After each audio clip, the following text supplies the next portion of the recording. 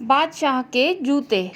ایک دفعہ کا ذکر ہے کہ ایک بادشاہ تھا جو کہ ایک نہایت خوشحال سلطنت پر حکومت کرتا تھا۔ ایک روز وہ اپنی سلطنت کے چند دور دراز علاقوں کا دورہ کرنے کے لیے گیا۔ چند روز بعد جب وہ اپنے محل میں واپس آیا تو اس نے اپنے وزیر اعظم کو بلوایا اور کہا، زندگی میں پہلی مرتبہ مجھے اتنا لمبا سفر کرنا پڑا ہے۔ کئی جگہوں پر مجھے پیدل بھی چلنا پڑا۔ راستے پتھریلے اور ناہموار تھے۔ میرے پیروں میں شدید درد اٹھنے لگا ہے۔ میرے تلوے رگڑے گئے ہیں اور کئی جگہوں پر چھوٹے چھوٹے زخم بھی پڑ گئے ہیں۔ میں نے سوچا ہے کہ اپنے مملکت کے سارے راستوں کو چمڑے سے ڈھانپ دوں تاکہ میری رعایا کو ایسی تکالیف کا سامنا نہ کرنا پڑے۔ بادشاہ کی بات سن کر وزیر اعظم تھوڑی دیر کو تو ہکا بکا ہی رہ گیا۔ شاہی حکم تھا، وہ بیچارہ کیا کر سکتا تھا؟ لیکن وہ جانتا تھا کہ اگر بادشاہ کے اس حکم پر عمل درآمد کیا گیا تو اس کے لیے ہزاروں جانوروں کی کھالیں اور بہت سا پیسہ درکار ہوگا۔ اس سے نہ صرف سلطنت کے خزانے پر بھاری بوجھ پڑے گا بلکہ رعایا کو کوئی خاص فائدہ بھی نہ ہوگا۔ کھالیں چند دن کام کریں گی، پھر پھٹ پٹا کے برابر ہو جائیں گی اور راستے ویسے کے ویسے ہی پتھریلے رہ جائیں گے۔ ایسے پکے مسئلے کچی باتوں سے حل ہونے والے نہیں۔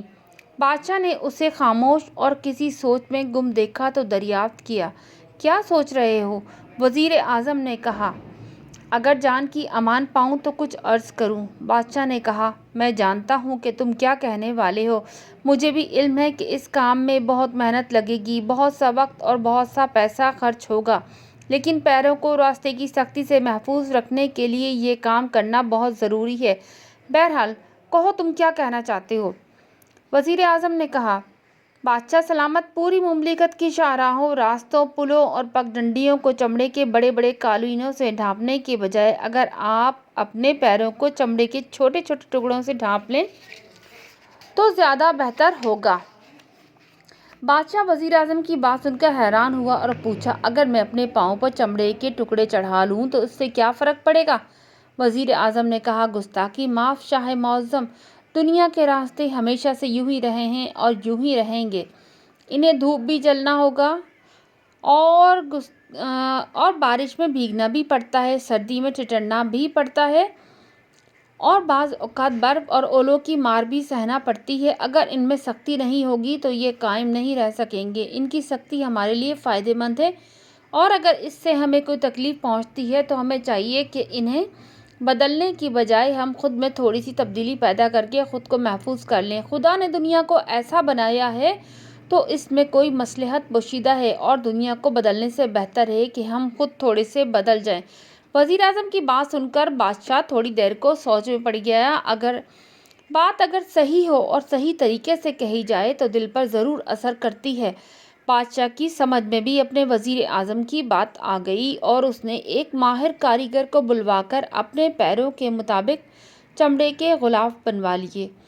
بادشاہ کا دیکھا دیکھی اس کے درباری بھی ایسے ہی غلاف پہننے لگے۔ درباریوں سے فیشن ان کے خادموں میں آیا اور خادموں کو دیکھ کر رعایا کے دوسرے لوگ بھی ایسے ہی غلاف استعمال کرنے لگے۔ وقت کے ساتھ ساتھ ان غلافوں میں تبدیلیاں آتی گئیں۔ انہیں مضبوطی سے باندھنے کے لیے ان میں تسمے اور فیتے لگائے گئے۔ تلووں کو اچھی طرح سے محفوظ رکھنے کے لیے ٹھوس تلے بنائے گئے۔ سردیوں میں پیر یخ ہوئے تو گرم کپڑوں اور پارچوں کے جوتے بننے لگے اور گرمیوں کے لیے کھلے، ہوادار اور باریک جوتے بنائے جانے لگے۔ ہوتے ہوتے یہ چلن پوری دنیا میں پھیل گیا اور آج ہم جوتوں کے بغیر زندگی گزارنے کا سوچ بھی نہیں سکتے۔ اس کہانی سے ہمیں سبق ملتا ہے کہ ہمیں ہر چھوٹی چھوٹی بات کے لیے پوری دنیا کو بدلنے کی کوشش کرنے کی ضرورت نہیں۔ بعض اوقات جب ہم اپنے آپ میں ایک چھوٹی سی تبدیلی پیدا کر لیتے ہیں تو پوری دنیا آہستہ آہستہ خود بخود بدل جاتی ہے۔ تو بچوں، یہ تھا اس کہانی کا سبق جو ہمیں یہ کہانی بتاتی ہے اور یہی اس کا اخلاقی سبق ہے، یہی اس کا مورل ہے کہ ہمیں دنیا کی ہر بات سے لڑنے کی ضرورت نہیں ہوتی بلکہ دنیا اپنے طریقے سے چل رہی ہے اور ہمیں اپنے طریقے سے چلنا چاہیے۔ اور جناب، چھوٹی چھوٹی چیزوں کے لیے ایڈجسٹمنٹ پیدا کرنے کی ضرورت ہوتی ہے۔ ہم دنیا کو نہیں بدل سکتے لیکن ہم اپنے راستے کو منتخب کر سکتے ہیں اور صحیح راستہ اپنا سکتے ہیں۔